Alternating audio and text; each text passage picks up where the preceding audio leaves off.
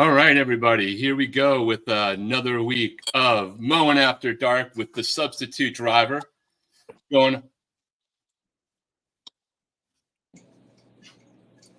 That's my bad. One of us has got a background video audio going there messing my head up, but we should be good for the rest of this now. So, all right, here we go. So I have a couple of guests with us today to help me be able to drive the car easier than last week and make sure we're getting all to all of your comments. Some of you might be familiar from the PATC community, from the College Football Mafia community, our Discord, Illini Ted. How you doing tonight, Ted? Doing well. How are you tonight, Rock?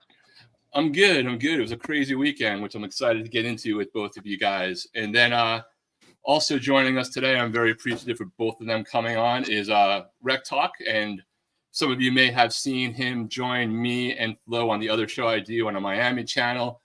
You've also seen him join up with some of the crew on, I think, the Big Freaking Mafia show once. It's got a great YouTube channel on Georgia Tech. So Rec Talk, thanks again for joining us. Tell everybody a little bit about you and where they could find you. We'll hit everyone up about that again later. And you can find both of these guys in the description of this show as well. For sure. Yeah, appreciate you having me on. Hopefully you don't fire me. I'm the guy that comes on and screws up shows. That was me pumping your own audio back and creating a feedback loop that might destroy the universe. But yeah, you can find me on YouTube, man, Twitter. I've come on here before, but yeah, let's just get into it, man. Yeah, so as we get ready to roll, there's so much we can go over this week. There was so much craziness across college football and actual games, let alone the sideshow that surrounds it. So please, everybody, get your comments in. Remember to like this episode, subscribe to the channel. Super chats cut to the front of the line. Hopefully, Illini Ted will be back with us in a second, and that's just not Rec Talk, throwing some shade to the Big Ten while he joins us today. Well, let's get some shout outs in before we kind of dive into the week that was week 5 in college football. Starting off, what's up, Bit Buckshot Kid? Glad to have you on. Always a reliable part of the community here. Nathan Campbell is in the house. Hope you're doing well, Nathan. Daniel Gayax is in the house as well as we get 10 back to the stage, hopefully. Yeah, sorry about that. I'm still learning a few things. Yeah, all good, man. We've all been there at one point or another, so don't worry. I will crash this car myself tonight. The Big Lubbock in the house. Definitely have stuff to talk about there. Looking for some interesting takes from the Big Lubbock. Nitwit. Definitely going to see some interesting things from Nitwit tonight. Good to have you on. Big win. We'll have to see Nitwit and Illini Ted go at it a little bit, but a really great, interesting game there in State College this past week. Jumping down a little bit more so that I don't do everything duplicate. Becky Go Huskies is in the house, member of the community, the contributors to this channel. Tough game this past weekend for her Huskies, but looking forward to some of the things she can add, especially some of the realignment related things. I will probably completely botch this, but Xmozito X, hola, glad to have you on. Moen is taking a break tonight as he co-hosts some stuff for Bomber while he's recuperating from surgery, which I'll give you guys an update on in a second after we get through some more shout outs. Bob Swanger's in the house. Good evening, CFM. Let me save this for later. We'll come back to that one with you, Daniel. And yes, Illini Ted is in the house. And Clint Moses is also here. Cam Rising holding the Utes hostage. We will definitely get into that a little bit more. Everybody, hands up. This is a stick up. Put the money in the bag. I wonder who feels like they're getting ripped off more. Utah fans who contributed to whatever Cam Rising is getting NIL, or FSU fans and their overall NIL to Mike Norvell. But we will kick that off and get into some more of these shout outs as we get a little bit further into the episode. I did want to give an update for everybody who is, part of this channel and part of this community and knows that our fearless leader, Bomber, aka also known in real life as Nate, he's really improving from his second round of surgery that he had. He's up and about, making the progress he needs to, and definitely being helped out by the magic cure that is your team being off to an undefeated start after being projected to be in the bottom of the Big 12. And here you are as we get to the conference standings, riding strong with BYU. So everyone, he's on social right now. Definitely feel free to reach out to him if you're following him at B12 Mafia or his personal handles. He is checking and just not able to really be out here talking about making progress. So we continue to have a goodwill and good wishes and our thoughts out to Bomber in his recovery from his second round of surgery. And thanks to everybody who has reached out and hoping to find out how he's doing. So with that, we have so much to go over. I'm sure I'll botch a bunch of it, but you get Illini Ted and Rec Talk will definitely help. But for sure, everyone in the community, please give us your topics and we'll try to star them and get through as many of them as we can. We use this as a guide. And with that, let's jump into week 5 of college football, which I think is probably the most epic so far collectively, from Friday all the way through late games if you stayed up till 1 or 2 a.m. on the East Coast. Let's just jump into the top 25. Some definite changes here. I know this looks a little bit small, but before we kind of go into that, Rec Talk, what was your biggest takeaways from this weekend, both from the obvious, your first take on the Alabama and Georgia game, but also other things that caught your attention? Yeah, I think we learned a lot. So one, I think Kentucky's a little better than people thought. They get, run out of the build by South Carolina a few weeks ago, give Georgia a good game, and then beat Ole Miss. Also, I love to say it, Georgia ain't what people thought they were, is it? Carson Beck looks like the love child of It and Timmy from South Park, and throws 3 picks against Alabama, one of which to ice the game for them. Georgia doesn't have a Nick Saban problem. They got an Alabama problem. Texas, I don't know what to think about Texas. I know they look good. Manning has kind of been hit and miss at times. Just going through these. Super impressed with Bama. Kalen DeBoer in his first SEC game, beating Georgia, and they're crying endlessly about it. I know we're going to get into some of these later, and this might even be a topic. I wish I could say something about Notre Dame and Louisville, but no one got to watch it because it was on Peacock. And any school that agrees to that should be taken behind the barn and beaten within an inch of their life. Those are my takeaways, though. It's funny, Rec Talk, as you say that about the Notre Dame Louisville game. I have my 2 computer screens set up right next to my big screen, and I have YouTube TV, so you have the multi, and I know other services have that. And I had 7 games up, and I was like, I'm pretty sure the Notre Dame game is right now. And I have Peacock as a service. I have it for $3 for the year deal that I got a while ago. And I just completely forgot to open up another window on my computer to see that game. So I missed most of it. I'm definitely going to go back and take a look at that game in a replay, because obviously Louisville is going to have a big impact on the ACC. Miami is playing them. It's probably one of the hardest games left in theory on the schedule. But I'm right there with you. I get it on a certain level, but it certainly sucks when you forget, and there's all these other channel flipping easy ones to go through as we make this transition to streaming. Ted, from your take, what obviously you're gonna have a take on the Penn State Illini game, but just generally your top line stuff for this past weekend overall. Well, of course, I watched the Illinois game first. Penn State's really good. They showed it. I think what Illinois proved is, we're up and coming. They're definitely, a few plays away. The play right before half kind of turned the whole game when we fell apart right at the goal line. But, we're getting there. I saw the end of the Georgia-Alabama game. Those 2 teams are really, really good. Alabama had it in the bag the whole game, from what I understand. Then Georgia, made that crazy comeback, and then and then Alabama scored in 1 play. So that was a crazy game. In the new AP 25, congrats Indiana, man. They're showing, they're doing something there that no coach that in my lifetime I've seen has done on this first year, let alone after being established for a while.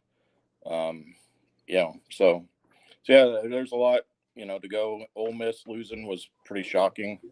That one shocked me a lot, but But yeah, there's always good games to see, and it makes Friday nights are becoming real fun too. But yeah, it's a lot of fun to see because that's why they play the games, I guess.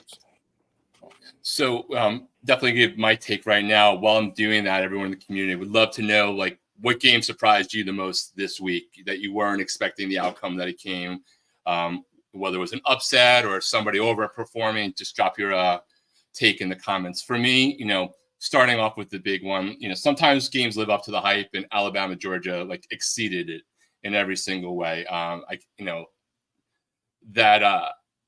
picked Alabama to win that game in terms of, guesses. So I wasn't like surprised about it. I did pick them to do that.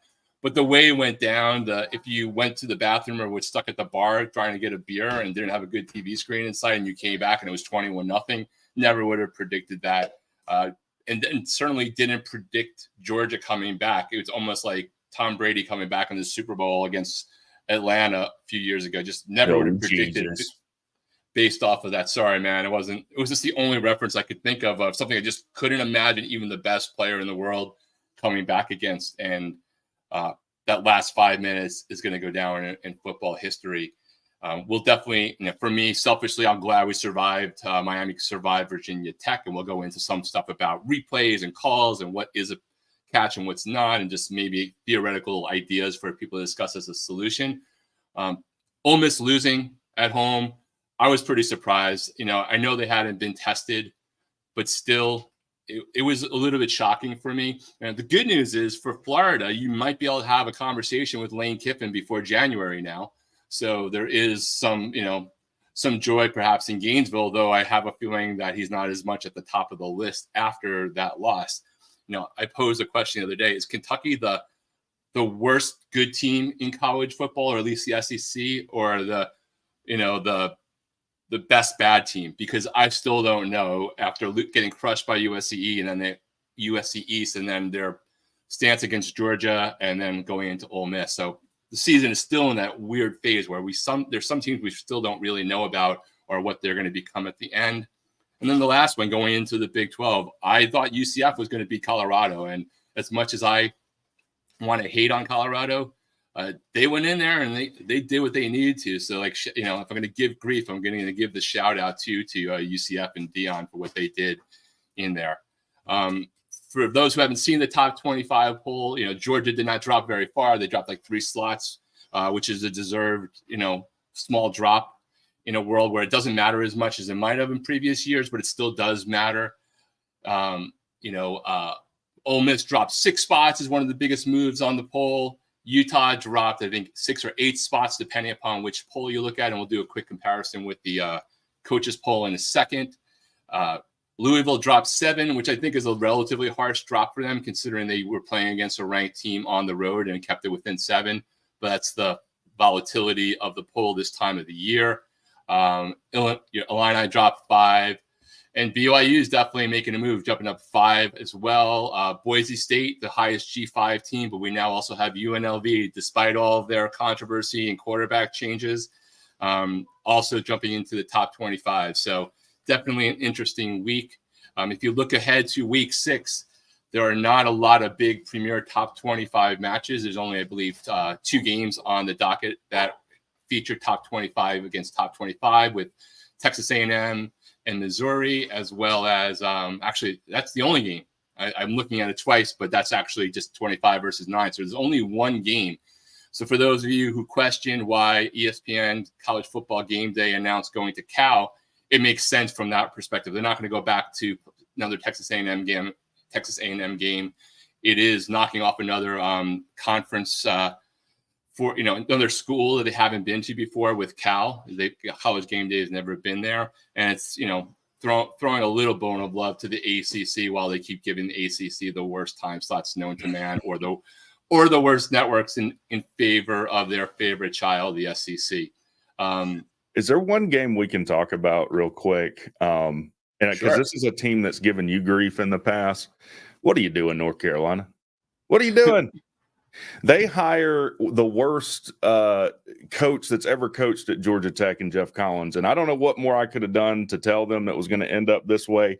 They give up 70 to James Madison, who struggled to score 14 against Gardner-Webb, and then get beat by Duke. They let Duke come back on a 20-point deficit.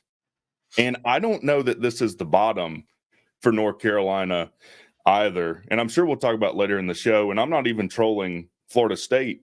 What is the bottom for them as well? So I'll throw it back to you. Yeah. I mean, Mac Brown and North Carolina have had Miami's number, especially even back when Manny Diaz was still the defensive coordinator, but especially the head coach of Miami. But, I don't think Mac Brown's seat is hot. I just think it's over. It doesn't exist anymore. It's like I don't see him wanting to stay. When you have not fake, but promises, if I can't turn around, I'll resign. You've already resigned. You just haven't said it yet. But hey, it was the biggest comeback in Duke's relatively not amazing football history in at least 45 years or so, if not ever. From I think 18 points was their biggest comeback. So shout out to Manny Diaz, like good, bad, or indifferent. 5-0 is 5-0. You can only beat the teams that you've played so far, and that rivalry in that region means a lot. And also like thoughts and prayers to everyone who's like in the North Carolina, Western Carolina area in particular. Just I love Asheville. I used to live in Atlanta and travel throughout that area, and those guys are going through a hard time. So keep them in your thoughts, and if you can help them in any way, donations to the Red Cross, please consider doing that as well. In terms of the coaches poll, there's not a real lot of difference. There was some major changes, wide variances a couple of weeks ago. A couple of schools like USC moved a bit, but they're kind of in alignment. Although neither of them matter in terms of the college football playoff committee, they do matter in terms of just setting perception and the conversations and doing the excitement around what's going to happen. So with that, I think we're now past week 5. We're heading into October. Most teams have played roughly a third of their schedule, some a little bit more, a couple of outliers less. We got 8 teams in the top 25 with bye weeks. Now we're into the conference schedule for almost everybody, with maybe 1 or 2 game exceptions throughout the rest of the year. And I thought it would be a good time to just think about the conferences right now, where our perspective would have been from the beginning of the season to now, with the mind towards who do we think are the 2 teams in each conference and maybe the next one in that has the best shot of making the college football, their conferences, and therefore getting an automatic bye or a hot ticket into the tournament. So from an ACC perspective, Rec Talk, like how do you see things playing out right now with what has transpired so far? Like who are your 2 teams and sort of your newest updated next 2 wins that possibly are on your radar for the next 7 weeks? Yeah, so I do ACC power rankings every week. In fact, when I get off this show, I'll probably record that video, and it's not going to change. I still think it's Clemson and Miami. Now, Clemson got embarrassed by Georgia, and they've kind of been on a decline coming off of 2 generational quarterbacks, and people are kind of the mindset, oh, well, Clemson's no good. That's not true. Clemson's an immensely talented team. In fact, anyone except for Miami on a neutral site, I think Clemson's going to be favored against. So I think it's Clemson and Miami still. I'm sure Louisville fans would have something to say about that. Maybe even Boston College. But I right now in the ACC, I think it's Clemson and Miami. Though I did see someone in the chat. I wasn't dogging Duke, by the way. Like, no one thought Duke was going to be undefeated into this point, even with what their schedule is. And I don't think many people had them beating North Carolina other than me. But that'd be who I'm impressed with in the ACC. I don't watch a ton of the other teams. Like, I'm like with you on the Big 12. I'm surprised that Colorado won, especially with the margin of victory. But I think that'll change going throughout the rest of the season. How about yourself, Ted? What is your outlook on the ACC? Well, I mean, it's hard to, and Miami was, granted, Virginia Tech's their rival. So, rivalry games always make the crazy things happen. So, but they're, to me, they're way above, step above, as well as might be, down and out this year with that rough start to take Georgia, but they've rebounded. They're really good. I think it's those 2 kind of above everyone else. Louisville, I think, can make some noise. we don't really know what Duke is yet. I mean, they're undefeated. Right. You have to give props for that. And Boston College, I think, can make some noise, but I really think it's the top two, and then then everybody else. But I don't expect the top two to go undefeated. I mean, obviously, Clemson RA has a loss, but I think they'll get a conference loss as well. So I think they're the two teams to beat, but we see crazy things all the time. So. Yes, we do. And this year in particular, just flashed up that Terry King talking about how Duke and Pitt are both 5-0 and not ranked. I believe Pitt, I know for sure, is in the next category of votes. I don't recall offhand if Duke is in terms of polls, but it isn't that you're still in that world. If you keep winning, you're good.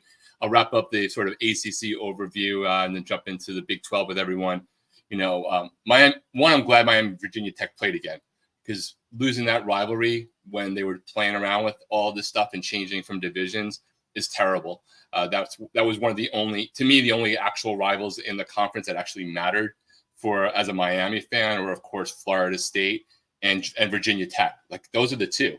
Clemson and Miami don't regularly play, didn't in the Big East days. Virginia Tech is the one rival that really came over that mattered. Like to a lesser degree, Georgia Tech has been a thorn in the side. North Carolina has been a thorn, and that's not like a shot. It's just like the history of them. But Virginia Tech has wrecked many seasons for Miami, so I'm glad that game happened, and I'm glad they actually played to their potential and their quarterback looked good, as I kind of thought they would from the beginning of the season. But I still believe they gave a matchup challenge to Miami, but I do think it's going to be a Clemson-Miami title game.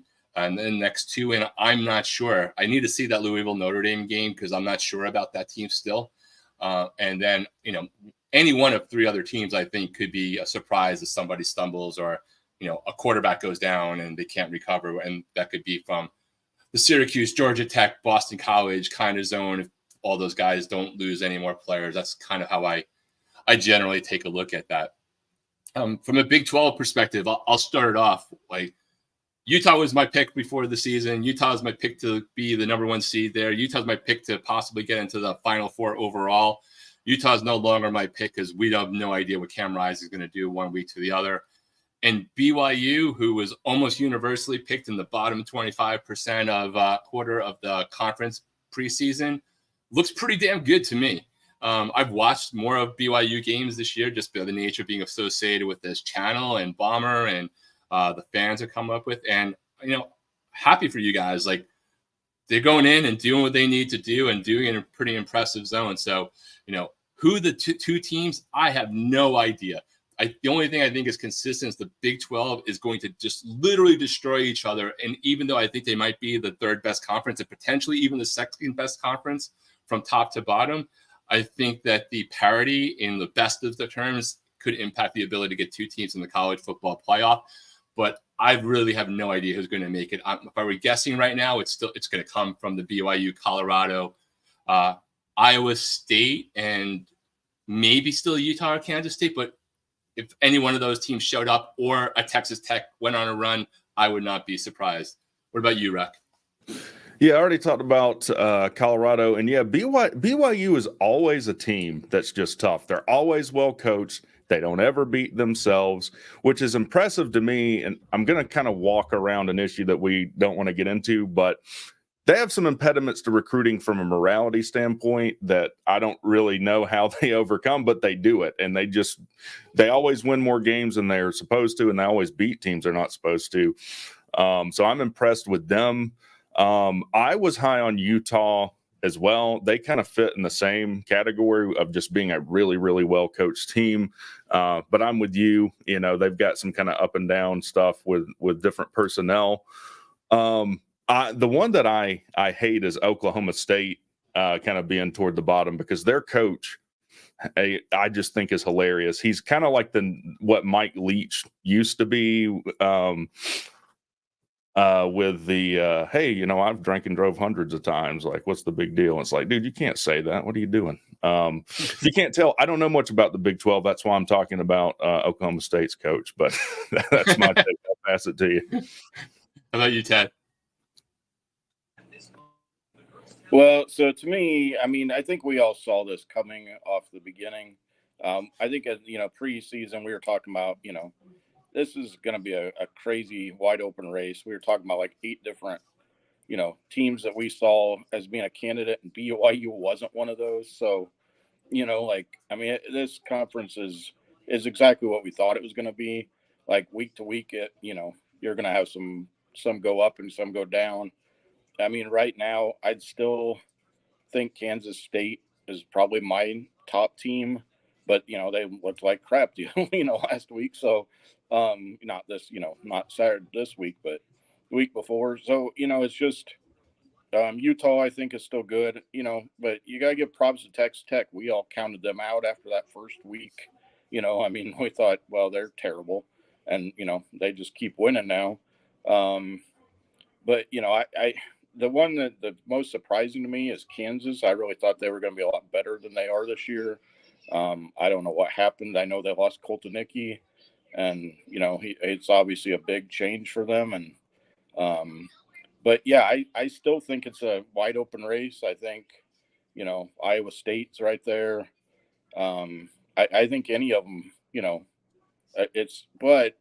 And I was talking, I commented on Wild Utes' comment about them losing. I think the conference is cannibalizing each other. It's going to be really hard, even though they're probably the second or maybe the third probably best conference, but they may only get one team because they're going to keep. I mean, their top team may have 2 losses themselves, so it's going to be tough for them to get a second team. But I mean, they're really good. It's just it's hard when everybody's so so evenly matched. That's kind of where my thought is. Excellent. Moving on, and we'll start with you, Ted, on the Big Ten, since you're from that conference, and we'll kind of whip through these two because I think these are a little bit. Everything's still sort of remaining the same as we might have expected on some levels, but like, where do you see the Big Ten right now? What's a little bit different than you thought versus the obvious of Ohio State? And are they on a collision course with Oregon State? With Oregon or Penn State, or like, how do you see things right now? Has anything really changed for you? I think, obviously I watched the Big Ten first and foremost. Ohio State, I think, is still the team to beat right now. Oregon seems to have righted the ship, so they're going to be tough, especially because Ohio State has to go there. Penn State obviously showed they belong with that defense, their running game. They're going to be in every game that they're in. I think what we really didn't expect was the second tier. It looks like Michigan's righted the ship. USC, is right there. But then you got, my team, Illinois, Indiana, Rutgers. I don't think anybody expected, maybe the schedule they expected, Indiana and possibly Rutgers, but they both look really good. So I think that middle tier is what's really the most surprising in the Big Ten at this point. What about you, Rack? Yeah, I don't go north of the Mason-Dixon much, so I'm just going to pass it back to you and not talk about things I don't know.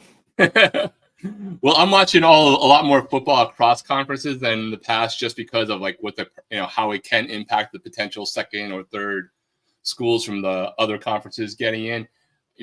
To me, it's Jeremiah Smith, and what he's doing for Ohio State is like both amazing and it makes me cry every single time, since Miami was pretty much in the running there for that recruitment.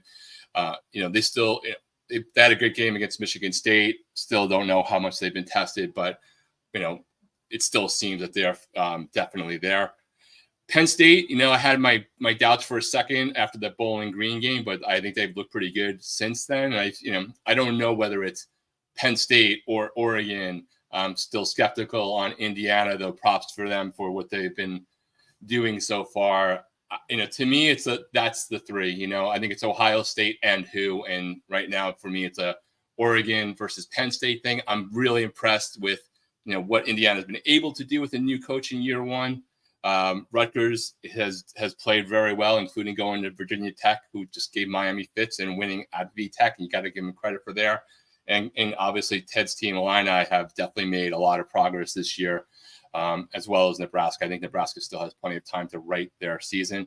And USC, I'm not 100% sure. It changes by the half with how I feel about them. Really terrible first half against Wisconsin. and they came back strong and actually covered in the second half. So Big Ten football is a little bit more interesting to me than it's been in the past, especially with the influx of those West Coast schools. And then heading into the SEC, and then we'll jump into like a quick look at the G5 and jump back to the comments for a second with everybody and get you guys' take. Texas A&M is obviously not at the top of the conference. It's just relative to conference wins at this particular moment. Texas, to me, Texas, Alabama, Georgia, throw them all up in the air, have two land. I don't know who it's going to be. They're going to knock each other off. All three of those schools are going to be in the college football playoff seeded one way or the other. And then it's really, to me, at the end of it's going to be a race for who is the potential fourth school in the SEC that's going to make it. The biggest disappointment, and it's relative, is, Florida Gators are not a disappointment to me because I expected it. Auburn, I think, is probably the closest to a disappointment because they've had some games within their grasp and they haven't done it. They have Hugh Freeze. They should be seeing some results right now, even though they're seeing results on the recruiting trail. Ted, any take on the SEC from your perspective? Yeah, I think you nailed it with the top. I think I'd throw Tennessee in there too. They're really good.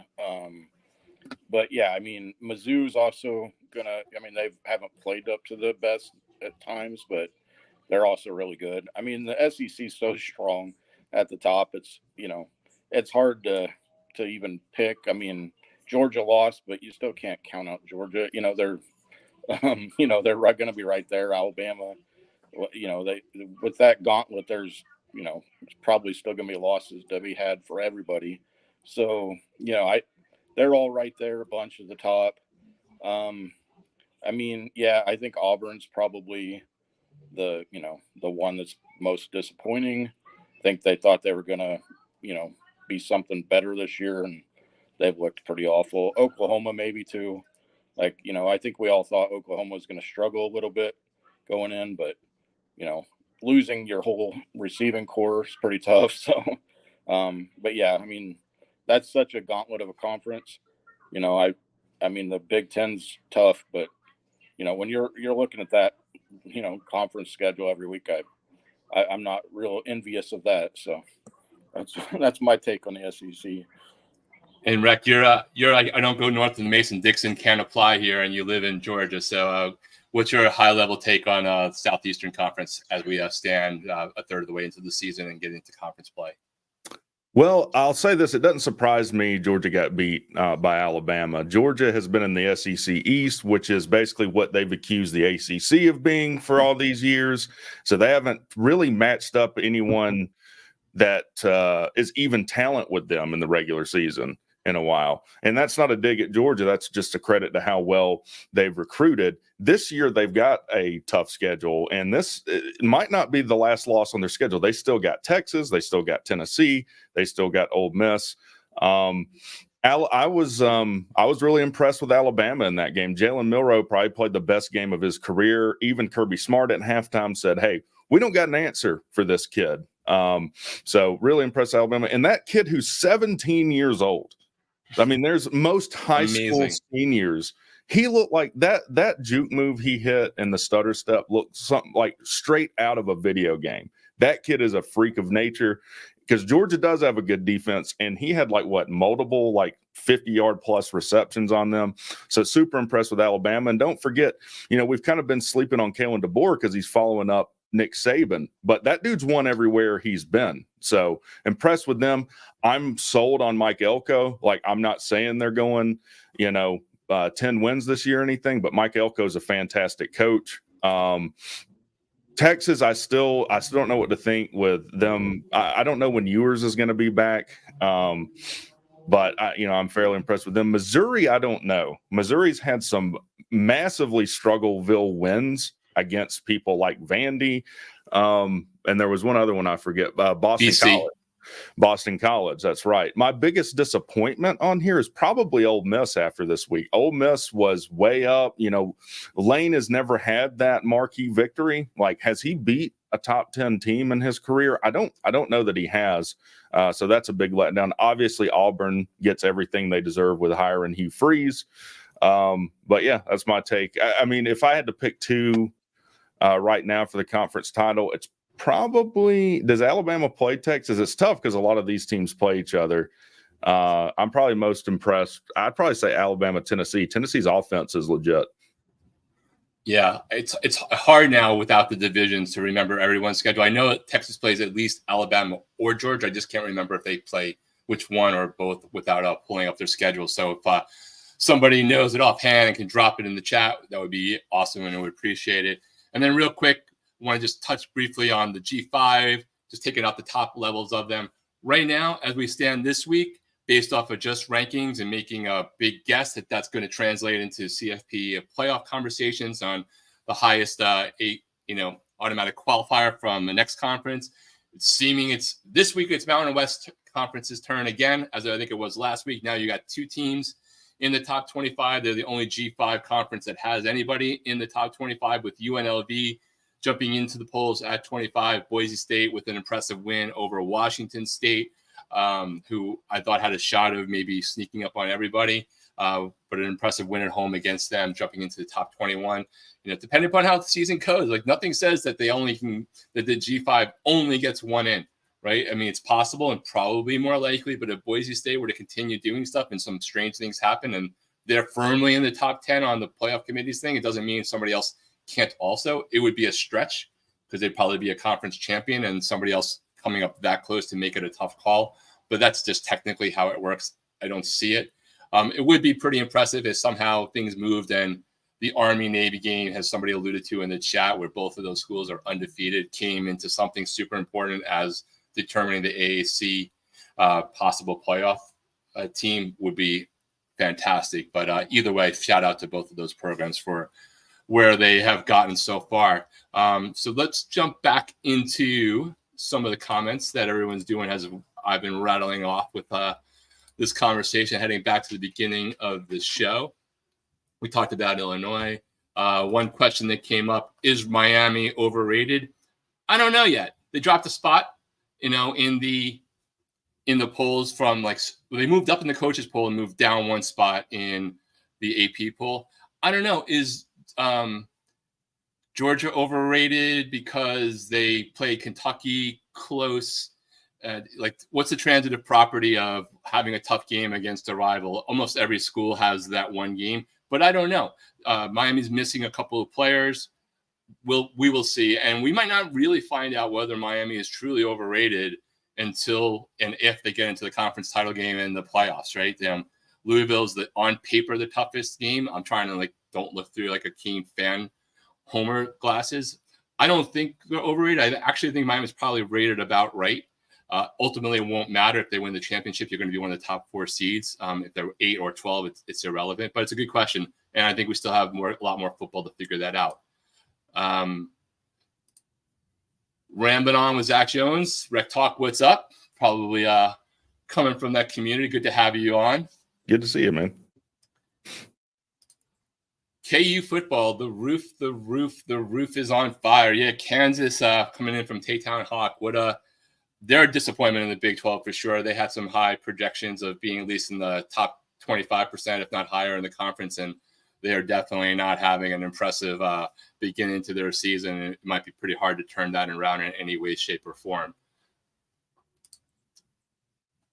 Becky Go Huskies, one of our contributors. I just saw my beloved Huskies have gotten a penalty earlier today. So many penalties. Yeah, they were a little bit undisciplined over the weekend. And then answering a question earlier about what time they're going to be on, for someone had asked, they'll be on at 8 o'clock, 5 o'clock Pacific, their next games. David McKenzie, good to see you. If you guys don't follow David on socials, great and definitely opinionated take on a lot of legal things around some of the stuff that's going on in college football, especially around IP. And I think answering the question of who's more disappointed, Cam Rising fans and their contributions, or FSU fans, he's saying FSU fans, but the issue there is more global than NIL. David definitely has his opinions on Florida State, that's for sure. And we will get to some conversations both on Florida State and some replay stuff momentarily. Marcus Williams, Becky, we got the national championship rematch coming up, alluding to Washington and Michigan playing very soon. Daniel Gaga, one of our contributors and also has been showing up on shows lately. Becky, UW just played a very sloppy game. Yeah, it was not their best game, and as they get into the Big Ten schedule here. Marcus Williams, good to see you with us as well. Michigan should have lost to Minnesota. I don't know if should have lost to Minnesota is right. They didn't play their best game. We'll get to some of that onside kick here in a moment, but they definitely did not play their best game, and Minnesota could have put them on the ropes. Did either of you guys either see that game or see the replays afterwards? No, not the Minnesota game. It'll be new to. I saw it. You'll be new to see what we're talking about in a minute. Yeah, it was crazy. I think the most surprising was Michigan defense kind of falling apart in the second half. I mean, more, obviously that play is going to be what everybody remembers about it. But really, I mean, Minnesota was moving the ball on them that whole second half. And, I think that was the most surprising thing to me because, Michigan, I mean, that's how they're going to win is on their defense and running. Yeah, falters. For sure. They're a tough team at this point of what they're going to be. So. Yeah, Rick, they're not like old Georgia Tech option offense, but they might as well be with how few passing yards Michigan has gotten the last couple of games with their quarterback changes. I mean, under 100 yards, I think the last two games, but still managing to eke out wins against quality opponents. So that's certainly interesting. Nathan Campbell is asking Becky, who's a co-host of her Big Ten Mafia show on Mondays at 8 Eastern, 5 Pacific, if she's heard anything more about realignment in the Mountain West or Pac-12. She's been a great source of what's going on there, even though she's taken her Huskies over to the Big Ten. And nothing since Friday. Fully expect some offers to go out soon from the Pac-12, though. We'll hopefully get to a quick update on, I think it was a Pete Thamel tweet the other day about one aspect of what the Mountain West is doing. Keep chopping comments. The AP poll is fraudulent. I mean, I don't know if I can argue with that. And I know there's a whole world of people here that don't want to have polls until, 6 or 7 weeks out. I really don't care. Like we're going to talk about something anyway. Everyone's going to put their own version of a chart there. Now that they don't completely matter for who's going to get to go to a championship game, I'm less concerned. I don't dispute that they frame context early on, like who's got a quality win, but it's diminished relative to what it was like 25 years ago. Was brutally bad. But I don't know, either of you guys have like a take on the whole polls at this point of the year, whether Keep Chopping's right about the AP poll is fraudulent, or just your general take on polling as of week 5 in any given season? Right. I don't think it's fraudulent because it's so subjective. So no matter what the polls are, someone's going to say that they're fraudulent, right? Or that there's something weird going on. At the end of the day, it's all going to wash out probably. Like once we get to the end of the season, it's probably going to be fairly clear who the top 25 teams are, right? I mean, there will be some argument there, but I'm kind of with you. Like, I'm not really that concerned about it right now. It's just whatever team you root for, you need to win as many games on your schedule as possible. Ted? I always thought the polls were more of a talking point than anything. Like, especially now with the playoff. I mean, and we have the playoff committee that, like that doesn't do it even till, like you said, about 6 or 7 weeks. So there's something to rile fan bases up. Like I get it for, teams that, are, in my line, I have been there many a time where we think, we're 4-0, let's get in the poll. And then, like we haven't played anybody. So, but we don't know, like there's a lot of teams that haven't played much of a schedule yet at 4 weeks or 5 weeks in. So, we'll find out. And that's what, but there's fun to talk about, and, when you're in them, like, we're seeing it, that does help with recruiting because you get put, on the ticker at the bottom. You don't do that when you're not in the polls. So for that, they're good, I guess. Josh Pittman says Rec is the GOAT. Fan club is coming over. Let's see. Keep Chopping's back. He thinks the Huskies are going to boat race Michigan next week. I think that game's going to I don't even know whether people think that game is not going to be close or not, but I think it's going to be a good game. And there's two dramatically different teams taking the field than we saw in the playoffs. So it will be, at a minimum, interesting to see how that all plays out, especially if Washington doesn't get 4 more penalties before this show is over. Daniel Geigo. Becky, I was watching the game this afternoon. This is an A's shout out, I believe. So watching the game this afternoon since April 1993 when I moved to Travis. It's been 32 seasons of watching games. It's going to be weird not having a baseball team. Yeah, I know there's some people in the Bay Area really bummed on the baseball side, and given losing a team is brutal. I can't even imagine having that, even if it's outside of the football zone. But like our fans in our community, like some people are just going through brutal stuff if they happen to be a fan of the A's, or anytime your team is impacted by anything, whether it's that or a conference realignment or not being picked. Like it's hard for fans to deal with those kind of things, the business of sports around the passion you have about it. Taytown Hawk thinks that Memphis is going to get more money along with Tulane, and USF comes along after.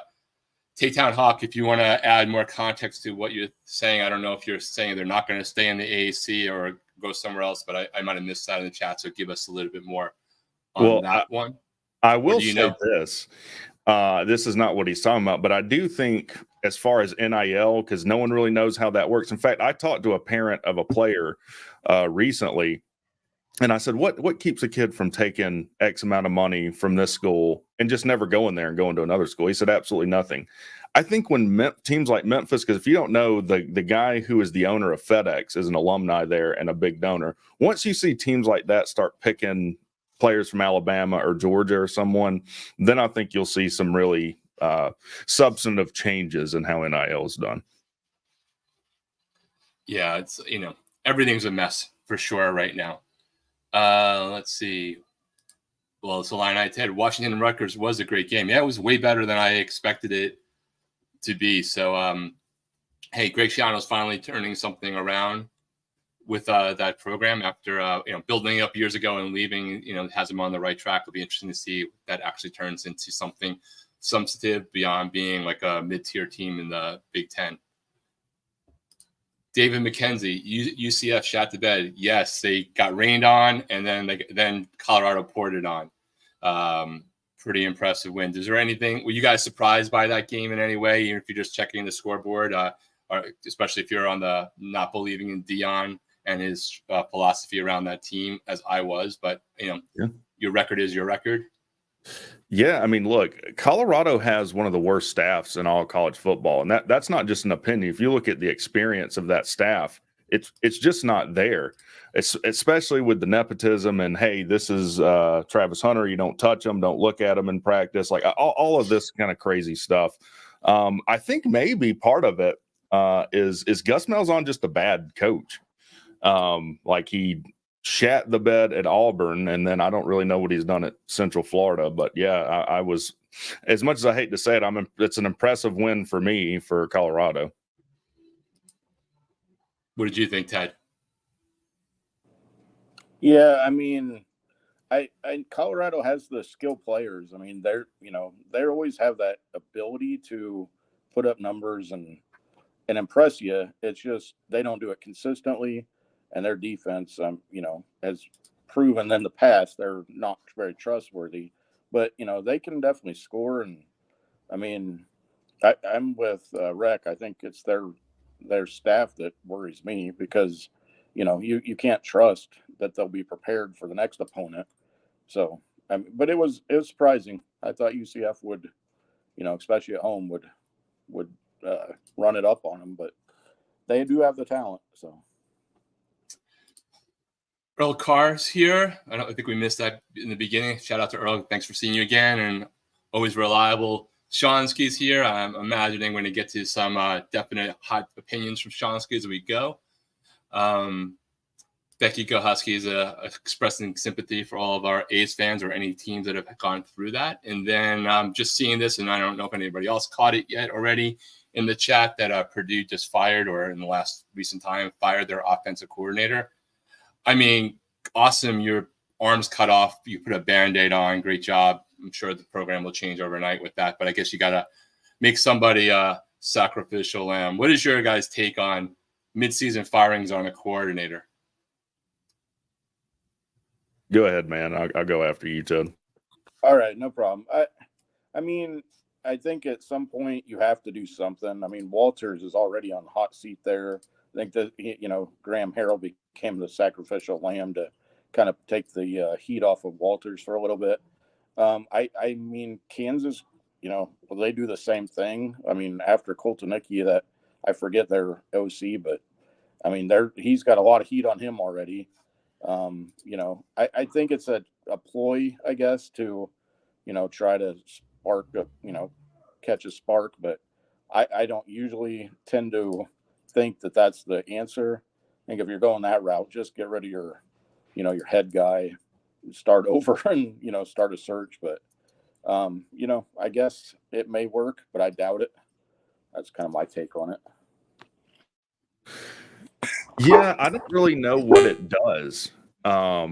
So you fire a coach your OC mid-season. I guess that only makes sense if you know who you're going to hire, and that gets you ahead in the line to who you're going to hire as your next OC. But most likely they're coaching somewhere else. So I don't even know what the rules are into, you know, reaching out to another coach in season. There could be some weird rules on that. I guess you could reach out to a coach that's not coaching, but then why is that guy not coaching? So yeah, I don't know that it really does anything for you, because you only have so many coaches. So now you're just down a coach for more than half your season. Don't disagree on that one. Where are we? Let's see. Daniel talking about there's a lot of people saying that they think that, I'm seeing that they think that College Game Day on Berkeley is going to be lame. I actually think they will get a lot of people there just to troll America and prove that they can draw despite what everybody thinks about the program and their recent history. So Daniel's trying to figure out where that's going to happen as far as a game. I think it'll be a more interesting College Game Day than some people might suspect, especially for schools that have never had it. They're almost always go nuts for the first time the College Game Day comes to their campus. So we shall see. David McKenzie, and I think we already addressed this in the live time. Wait, bro, Duke is pretty good. We shall see. Like we're still in that point. You can only beat the teams that played you, and transitive property doesn't work. I know there's more things in there. So if transitive property works, does Miami get more credit for beating USF at home more than Alabama beat them at home? Like it's any given Saturday, any given Friday, you never know when you get to that level. Do I think Alabama, as an example, is better than Miami? Yeah, of course, I think that's likely the case. But you really don't know. The transitive property thing doesn't happen. And you can't do anything other than beat the schools that are playing in front of you. So that's why we play a full season. Then we look back. But we're not going to just sit here and not talk about college football until we know everything that's happened for sure and have a conversation about it. That's just not real.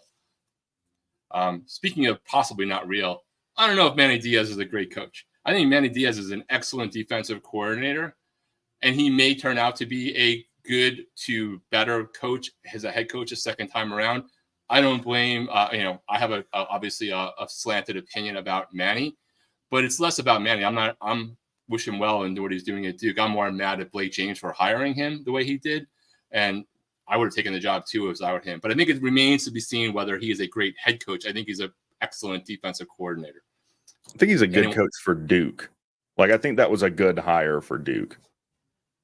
Yeah, I would agree with that statement. Shonsky coming in, as I would expect. Becky, go Huskies. I'm sorry. Rutgers, really, you're looking like the TCU of last year.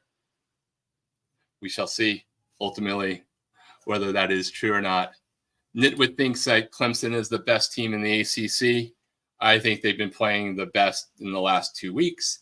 But I'm not, I'm biased. So how do you feel about that, Rec? Is Clemson the best team in the ACC, either at the moment or what you think for the rest of the season? It's hard to say because, Cade Klubnik played well against, App State, and they beat the brakes off NC State. But NC State's horrible. So I do think Cam Rising's a better quarterback, or he looks that way up to this point. And we know in college football, quarterbacks, it's not everything, but it's like 85% of it. Because if you don't have a quarterback, you're severely handicapped. So, I mean, at the moment, I'd probably have to say Miami's better. Like Miami does have a good defense too. Clemson probably has a better defense, but yeah, at this moment, I wouldn't necessarily be one to say that. But there's not enough evidence for me to draw a conclusion. Quinn Moses, pony up Dallas. So hey, like I've been on and off the SMU bandwagon pretty fast so far this year. They were my sleeper team in terms of like the 5th or so team in the ACC because I thought they had a pretty easy schedule relative. And at that point, I wasn't considering Florida State to be one of those moments of a easy game on their schedule. But they have looked really good the last couple of weeks, whether it's crushing TCU last week and, really running it up against Florida State. They seem like they had more things on their mind than just winning that game. I think they were sending a thank you card for not voting for us into the conference card. Florida State, I think we'll get to a little bit more here in a moment, but a shout out to SMU. Anyone have anything else to add on that one? I don't know what to think about SMU. I mean, I didn't understand the SMU is going to come in and contend for the conference in the same way I didn't understand it for Virginia Tech. Well, Virginia Tech's returning a bunch of players. Well, they're returning a bunch of players that were mediocre for most of the time that they played at Virginia Tech.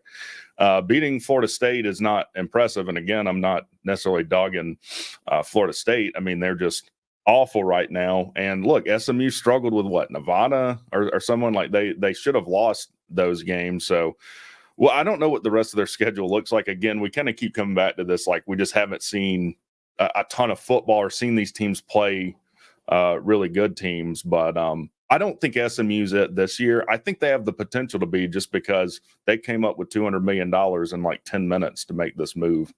So I think they're maybe 3 years away from making a big splash. Yeah, I think SMU, I think people saw their schedule and thought they might be able to contend. If I recall correctly, that they have a pretty weak ACC schedule this year. But yeah, I think a lot of us saw them struggle.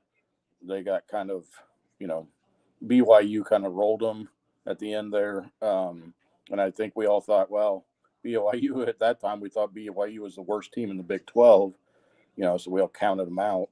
But obviously we're finding out that's not the case. So I don't know what to make of them.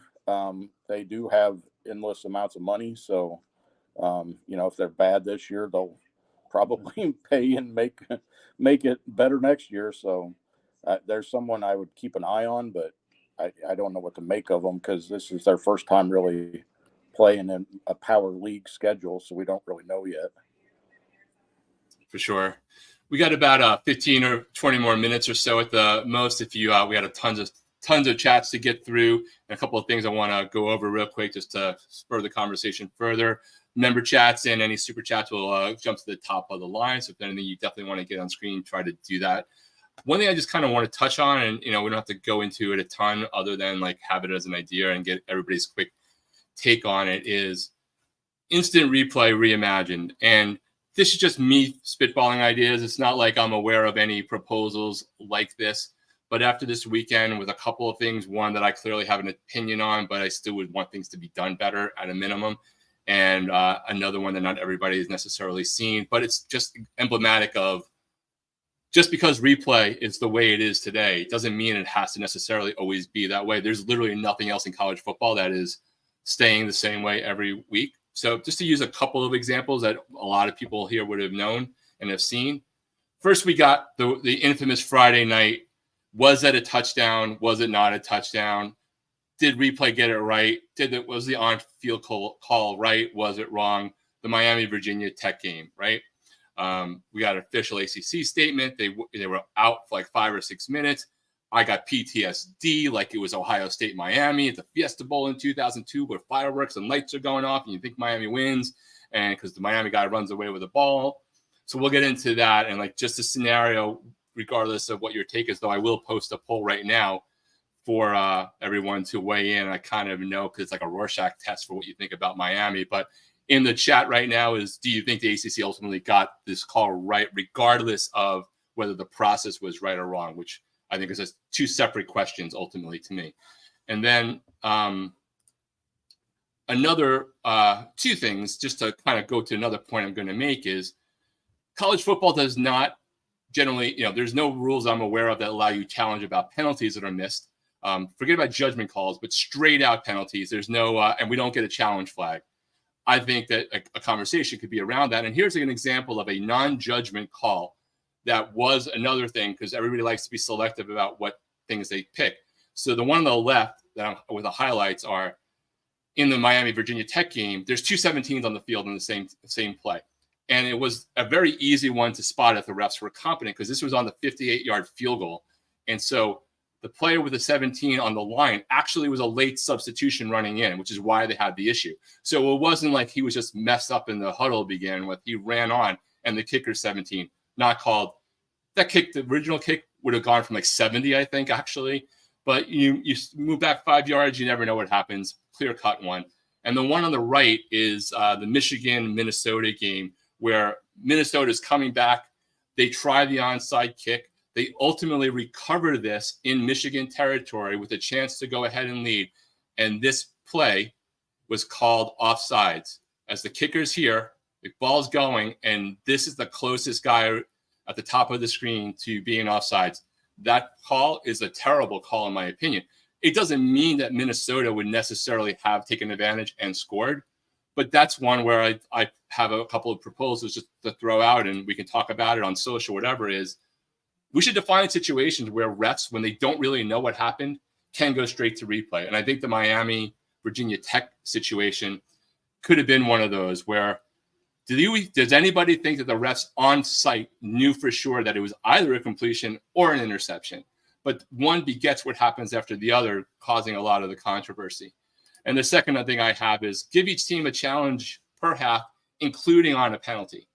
So a little bit of a blend to the two of them. Maybe it could even be on judgment calls, but there's some things I think that why are penalties sacrosanct if they dramatically impact the play as much as whether somebody's in bounds or out of bounds. So those are just in my head, good, bad, or indifferent. Rhett, do you have a take on any of that?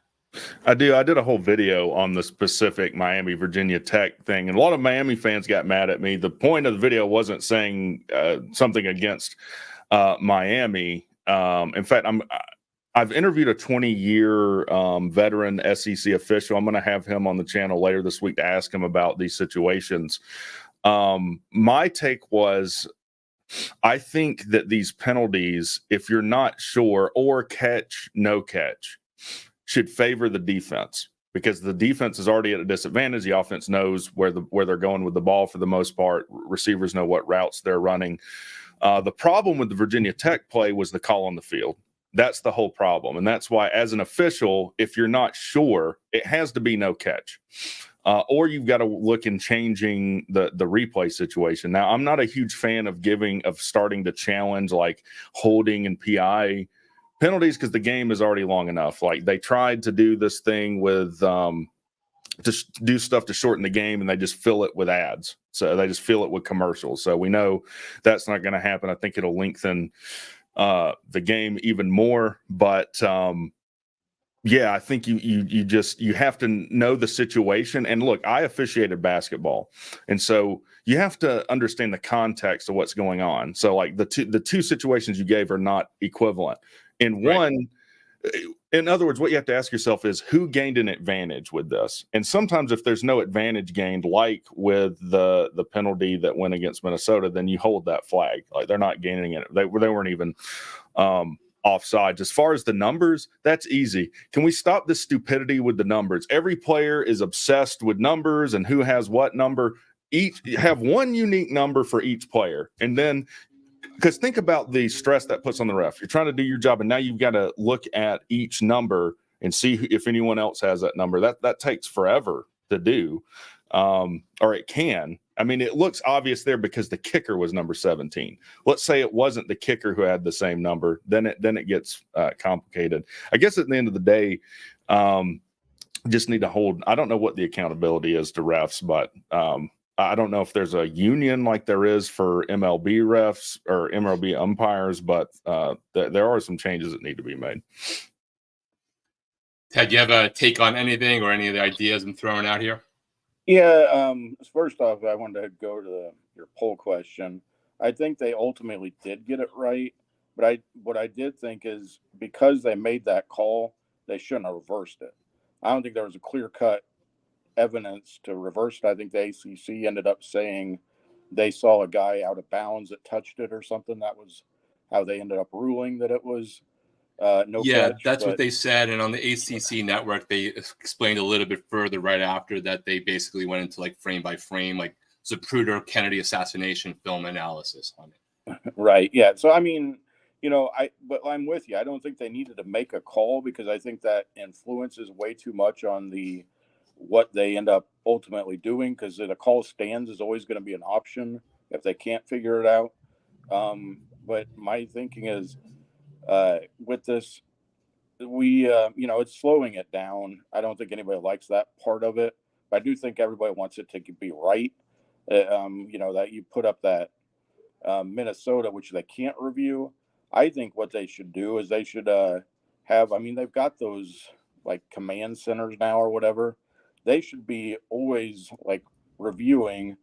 And to me, any play, if they see something egregiously wrong like that, they should be able to buzz down and say, we're going to overrule you. There is no foul. Pick it up, that kind of thing.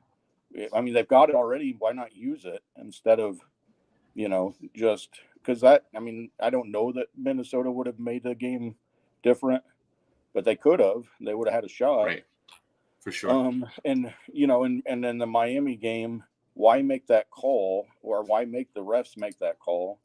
Because, it could have been that they just went with stands. Then you're saying Virginia Tech won. I don't know that anybody really knows if they did or not, but at least then it wouldn't have gotten so much scrutiny, by them making a call and then reversing it.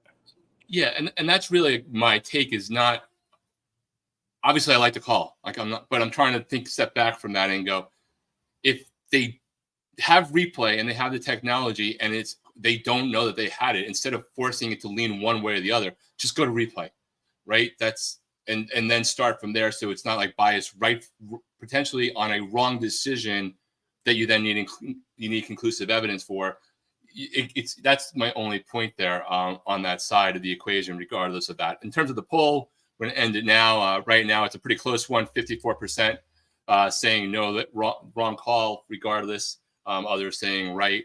I want to touch real quick on one other topic and then just wrap up running through some of the comments. Again, if you have a super chat, you'll go to the top. If not, we'll run through what we can get and then get everybody on their way to hopefully watch a good game towards the end of the night. And just real quick from Rec and Illini, Ted, what, if anything, is FSU's quick path to a fix? And I know it's been beaten to death. I still see just a ton of conversation, and I do pay attention to some of the FSU boards because I'm quite interested on what's going on. That, a lot of the conversation primarily circles around DJ as a quarterback. And secondarily, there's conversations about what has happened to this team in the past year from a Mike Norvell perspective. Rec Talk, I know that you've talked a lot about this topic for a number of reasons because you guys sort of helped contribute to the beginning of the spiral. But now that you're 5 weeks in, they get beat in Dallas on the road. Does a quarterback change do anything to help the rest of this year, in your opinion? What is like sort of your biggest takeaways about that topic before we, without us going into an hour on it, which we certainly could do as well in another time? Yeah, I mean, there's not a quick fix for this. And it's not like it's not a question of changing your quarterback. Yes, we already talked about quarterbacks, the most important position on the field. And without getting into an hour-long conversation, I do think all this off the field nonsense affected their team. It did. So first, I think you got to start correcting some things on that front, probably dropping this lawsuit. As far as the on the field stuff, Uncle Lou actually called into my show and keyed me into this. I mean, Mike Norvell's supposed to be a quarterback whisperer. Going back to quarterback, where's the quarterback he's developed? He's gotten people out of the portal, or he's gotten DJU out of the portal. He doesn't have a player he's developed. They've kind of built out of the portal. And yes, I am aware that they've had some good recruiting classes. Where are the good players from that class? And why are they not playing well? So unfortunately, they're in a total rebuild right now without firing a coach, because they don't have the money to do so. So it's a complicated question. I don't know. I don't think anyone knows how you fix this, or Mike Norvell would be doing it. Ted, do you have a take? Kind of like Rec. I think that I mean, it's at this point you're looking at a total rebuild. I don't know. There's no quick fix to it. You might as well go with new players, see what you got. See if you can get a jolt somewhere. But I mean, they're going to have to, like kind of like Rex said, get rid of that outside noise, because I think that really affected their season a lot more than they want to admit it did. And they're going to have to do, what every team has been doing. They're going to have to hit the portal hard, get the right portal guys. Obviously, they didn't do a very good job of that this time. And then, they can get recruits. I don't think it has anything to do that, but they also have to develop them. So it goes back to the bases. Just start. And I know that they're in a, that the fan base there is they have to be at the top at all times, or they're gonna, face all kinds of scrutiny. But at some point, even the best have to take a step back, build back up, and get back to that point, or you're gonna, or it's gonna go down even further, and that's what they don't want. They don't want to spiral worse than it already is. Yeah, for sure. And I know Florida State fans aren't going to want to take a Miami opinion, but my only thing is don't get caught on the one thing. It's several things, but I also think you're still Florida State, and you're still in the most, fertile recruiting zone in the country. And conference drama aside, Mike Norvell wasn't your god 8 months ago for no reason, right? He did a lot of stuff right. He also has a multi-year extension. I highly doubt you're about to buy him out this year or even next. I mean, I could be wrong. I'm not in the inner workings of the program, but I think generally a 13-0 season buys you more than a year to turn it around. I do think my outsider perspective is you need to not go as far down the Deion Sanders too much portal zone. You need to do like the Goldilocks of like the right recruiting and the right portal side. But like even the best people swing and miss on first round draft picks. It happens in the NFL all the time. Last year, their portal stuff really worked out. This year, it didn't. Miami's are pretty much really working out. Past years, they got too many and not enough good ones, and it didn't work out.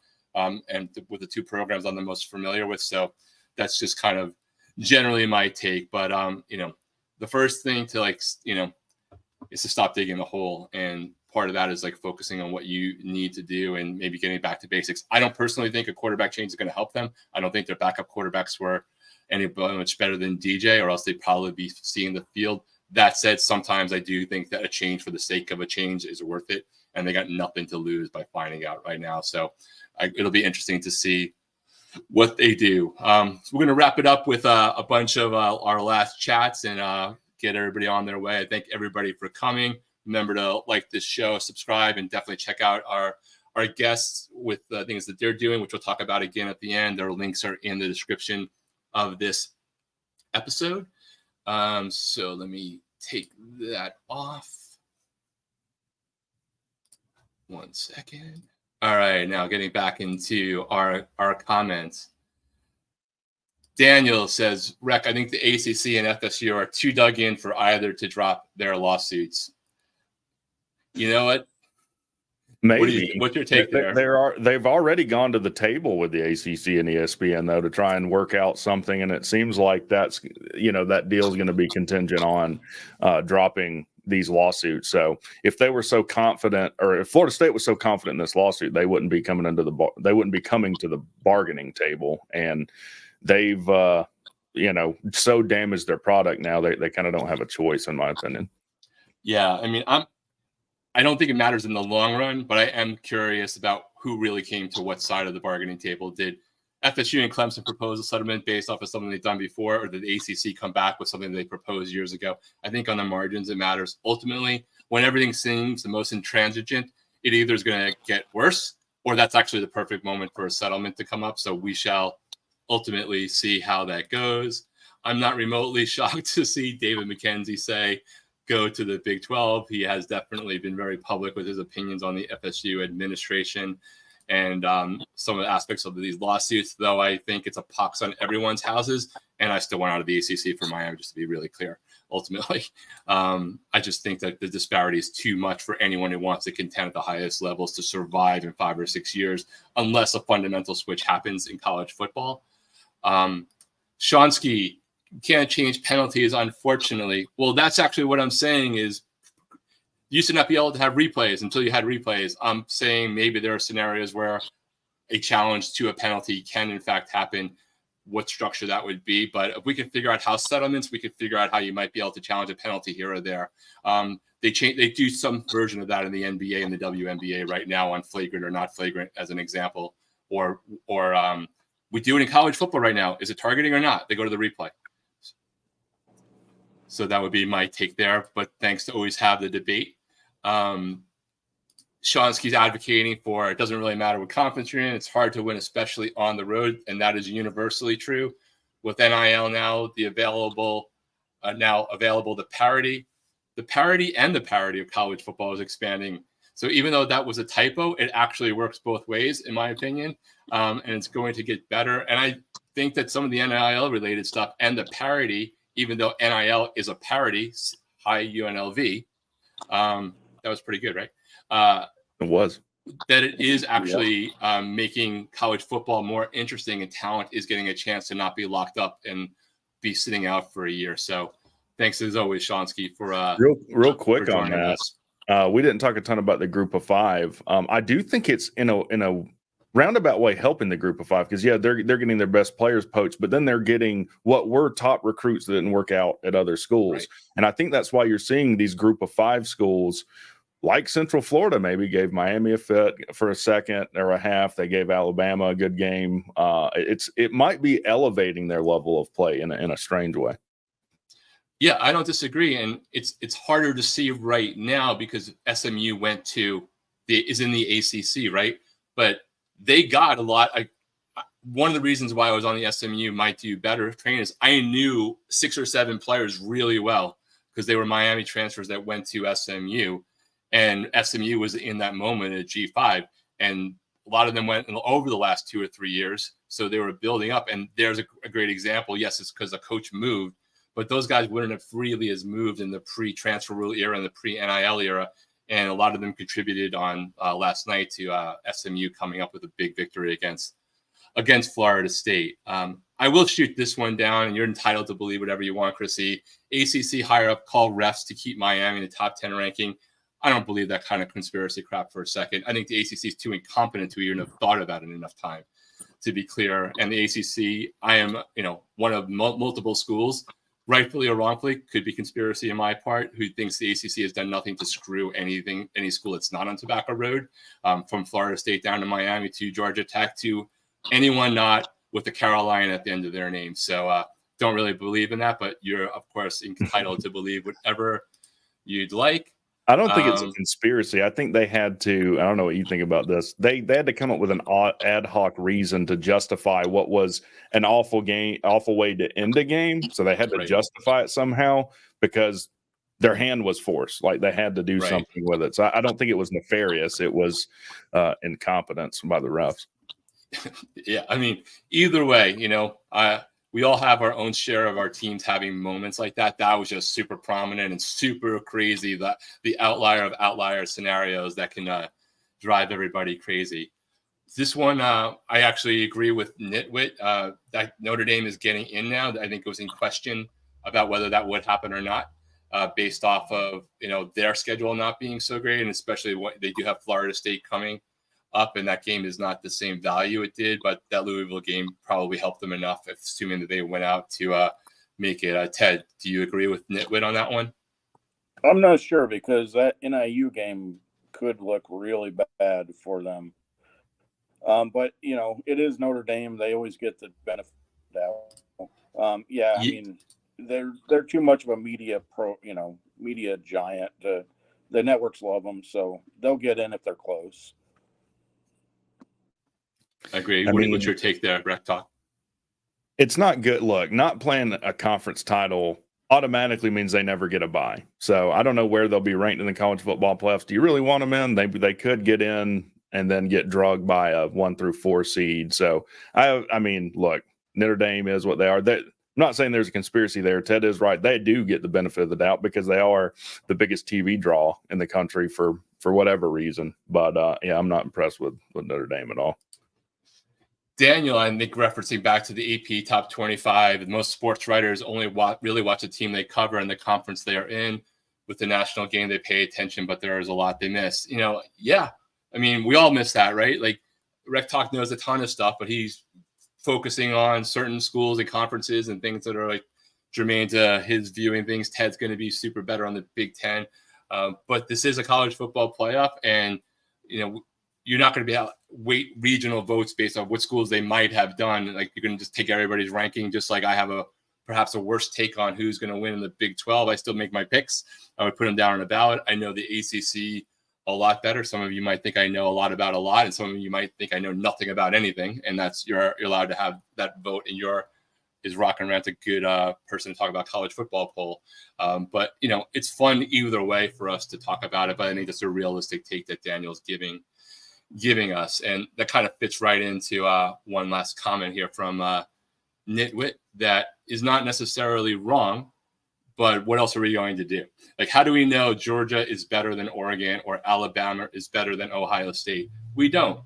We don't even know for sure that 9 times out of 10 that any one of them who would win the rest of the games that they might have lost, right? We just know what happens on any given day, and we're all beyond that making the best guess we can do, or and talking about a crazy wild sport that to me this last weekend was a definition of why it's the best and why I'm obsessed with it. How do you guys, Rec Talk, how do you feel about that? And Ted, before we kind of say our last closing comments and wrap it up. Yeah, I mean, I get just like you said, you don't know. I mean, what are you supposed to do? That's like me holding 2 things that look the same size and saying which one weighs more. I mean, you got to go on kind of what you can see. I mean, there are some things you can go down. Like, if you can break down film, you can kind of see some weaknesses in some teams, and maybe get a key on matchups. Maybe they have a weak linebacker that's always in coverage. I know this is the case for Tech, and if you have a really good slot receiver, that's going to be a problem. But yeah, at the end of the day, you don't really know. Ted? Yeah, I mean, the whole thing is they tried to do all this computerized at one point, and who's better based on who you played and how much you scored against them, and and really it's that doesn't do it right, because you still have the eye test, and then you have the whole thing like Florida State last year where they lost their quarterback, and that the computers can't really take that into effect. So you're going to have some kind of panel or whatever that makes these determinations. And really, until they get into the playoff, you're not going to know. I mean, we may have teams that get blown out in those first couple rounds. I mean, it's just how the nature of the whole thing is. You only have 12 games scheduled, and then maybe a 13th if you make your conference, or championship game. But that's not much of a measuring stick to tell you how good a team is. So especially when you only play the teams mostly in your conference, they're playing everybody else in their conference. So, I mean, ultimately, you just have to trust it. They're going to get it right and put the best 12 teams out there at the end, but they may not. And that's part of this whole thing, but you hope they do. For sure. And you know what? If you're complaining when it's all said and done that you were the first one out in this scenario, I mean, I get it, but it's unlikely that you're going to have a very it's going to be fun to talk about who should have been in, who would have gotten in if, markedly better than the G5. But yeah, the going back to your computer ranking thing, like, I'm old enough to remember Miami not getting to the 2000 national title game when Florida State did, even though we crushed Florida State earlier that season and we both only had 1 loss. So there's no perfect system. But that's why we watch the games, because you literally never know what's going to happen. And even in a game like Alabama, Georgia, you never know what's going to happen. So, Ted, what's your any final thoughts or anything you want to tell everybody about before we head out? No, I just want to thank you, Rock, for opportunity. And kind of fun to see it from this side of the fence for once. But I get on Twitter some, so I got my handle at the bottom there. And mostly you'll see me on this show, or I get on PATC sometimes. So, and definitely go do the Discord. I get on there. We can talk out of the show. Hope to get that built up a little more, But yeah, it was fun. Thanks for having me, and go along. Excellent. Thanks, Ted. And Rec Talk, just anything you want to wrap up with, plus hey, just quick state of the Georgia Tech, off of a bye week heading to the rest of the season, which also gives me an organic way to say Georgia Tech. And for those of you playing our drinking game, you got one more shot before we wrap up. Yeah, I don't know what to think about Georgia Tech. I mean, they got beat by Louisville, got beat by Syracuse. Syracuse gets beat by Stanford. So we'll have to see with Georgia Tech. I'm not all that high on them at the moment. But yeah, like I said, you can find me on YouTube, Twitter. I'm like the Joker. Do I really look like a guy with a plan?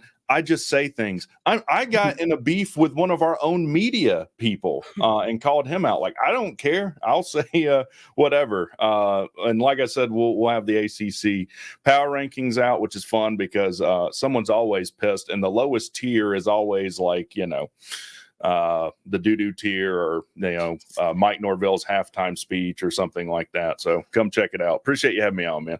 Yeah, I love Rec Talk's channel. It's excellent. The link is for both their guys' social handles, as well as Rec Talk's YouTube channel is in the description of this episode. And remember that we have the Big Ten Mafia show tomorrow night, 8 o'clock Eastern, 5 Pacific. Big 12 Mafia show comes up on Tuesday at the same time. And next Friday, Big Freaking Friday at 4 o'clock.